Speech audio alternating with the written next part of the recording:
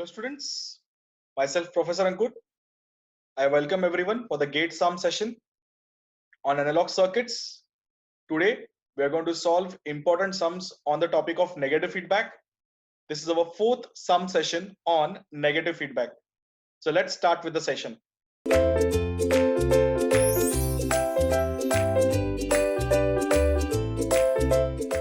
So we have a question from the GATE 2015 paper. It has come for 1 mark. Let's have a look at the question. The question is, negative feedback in a closed loop control system does not, option A, reduce the voltage gain overall, option B, reduce bandwidth, option C, improves disturbance rejection, option D, reduce sensitivity to parameter variation.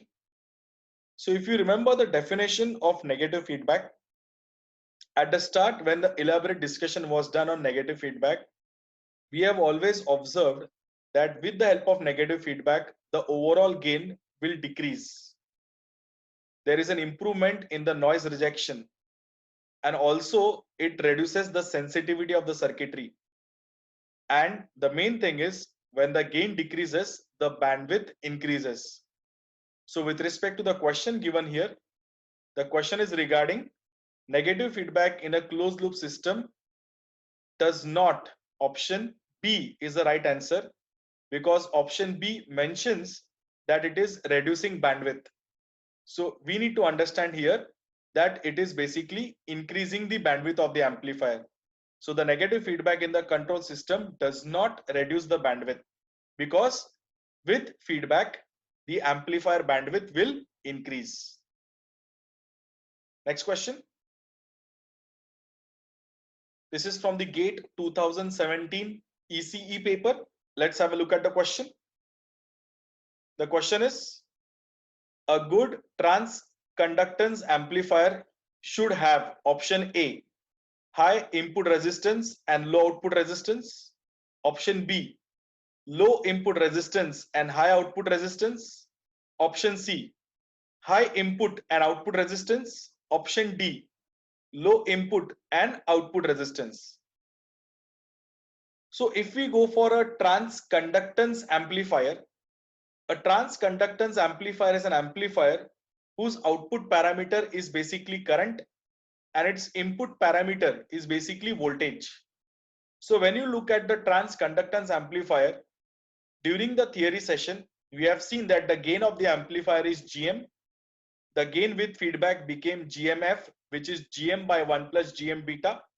And the observation justified that the input resistance and the output resistance will increase by the factor of 1 plus GM beta. So with that understanding, it is very clear that the input resistance RIF and ROF of the amplifier will increase.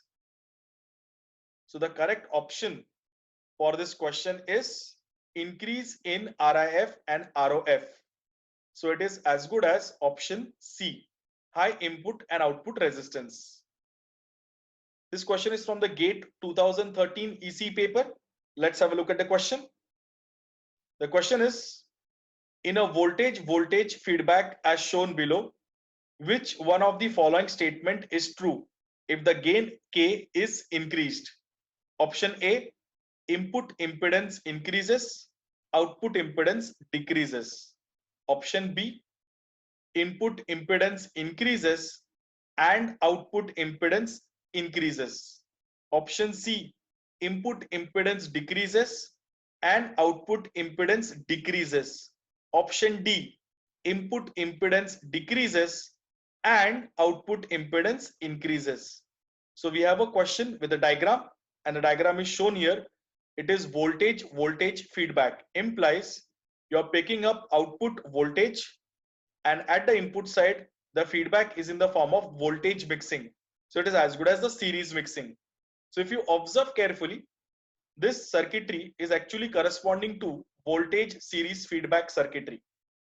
So when we talk about the solution, we have an impact that the gain with feedback will become original gain divided by 1 plus gain into the beta factor. So your beta factor is defined as K. So it is AO divided by 1 plus AO into K. So now the main thing we need to understand, what will happen since it is voltage sampling and it is series mixing. You will find here that the RIF increases and the ROF decreases by the factor 1 plus AO into K. So if the K value is basically increased, then what will be the impact? So definitely the RIF has to increase, because RIF was RI into 1 plus AO into K. So the K increases, the value of RIF will increase. And what will be the impact on ROF?